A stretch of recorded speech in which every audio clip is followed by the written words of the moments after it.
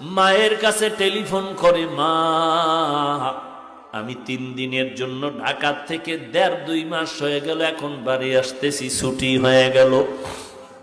আম্মা জান তোমার জন্য কি নিয়ে আসবো? বলে আমার জন্য কিছু লাগবে না, তোর বাবার জন্য যদি কিছু পারো তুই নিয়ে আসবি। এরে নবীর উম্মতের দল, সন্তান মার্কেটে গিয়া শপিং করে, মাকে বলে মা বলো কি আনবো?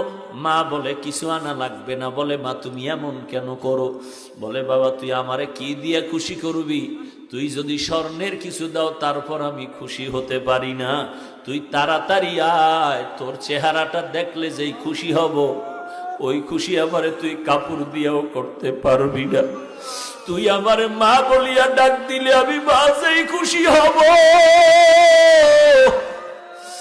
এই খুশি তুই আমাকে কিছু দিয়ে করতে পারবি না। সন্তান সন্ধ্যা পেরিয়ে যাওয়ার পরে গাড়ির মধ্যে উঠিয়া মাকে মোবাইল করছে, আমি 12টার মধ্যে বাসায় চলে আসতেছি, মা তুমি দোয়া করো। প্রতিদিন মা ঘুমাইয়া যায়, আজকে মা ঘুমায় না, খানাও খায় না। সন্তান আসবে, একত্রে সন্তানের নিয়ে মা খানা খাবে।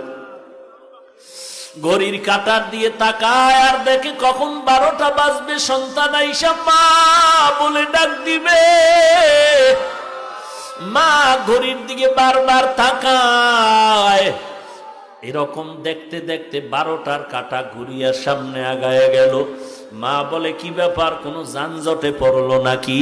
এইবার চিন্তা গভীর হচ্ছে, বাবায় ঘুমায়। এবার মা ডাক দিয়ে কয়, আমার আব্বা জানকে ধাক্কা দিয়ে কয়, ছেলে এখনো কেন আসে না? 12টা বেজে 1টা বেজে গেল, এত দেরি কেন? একটু টেলিফোন করো। বাবারে উঠায় দিল। আব্বাজান টেলিফোন করে সন্তানের মোবাইলে, রিং হচ্ছে, কোনো রিসিভ হয় না, কেটে যায়, বারবার কেটে যায়, বারবার কেটে যায়। মায়ের অন্তরের মধ্যে কেমন যেন একটু সন্দেহ সন্দেহ ভাব, নাকি আমার সন্তান কোনো বিপদের মধ্যে পড়ে গেল। এইভাবে কল দেয়, কেটে যায়, কল দেয়, কেটে যায়। বাবা মোবাইল রেখে আবার শুয়ে পড়ল। মা অস্থির হয়ে গেল, বাবাকেও বুঝাইতে পারে না মনের ব্যথাটা। শেষ পর্যন্ত আবার ধাক্কা দিয়ে কয়, ও স্বামী আমার সন্তান তো এত দেরি করতে পারে না, আমি অপেক্ষায় আছি, আমার সন্তান আসবে, আমি সন্তানের নিয়ে একত্রে খানা খাবো, আজকে মন ভরে খানা খাবো। কত অনুষ্ঠান গেল, আমি এক টুকরা গোশত খাই নাই আমার সন্তানের মায়ার কারণে। তুমি আবার একটু মোবাইল করো। বাবায় ঘুম থেকে উঠিয়া আবার মোবাইল করে, রিং হয়, রিসিভ হয় না, রিং বাজতেছে, রিসিভ হয় না। এইভাবে দীর্ঘক্ষণ যখন ট্রাই করা শুরু করলো, এক পর্যায়ে হঠাৎ করে দেখে মোবাইলটা রিসিভ হয়ে গেল।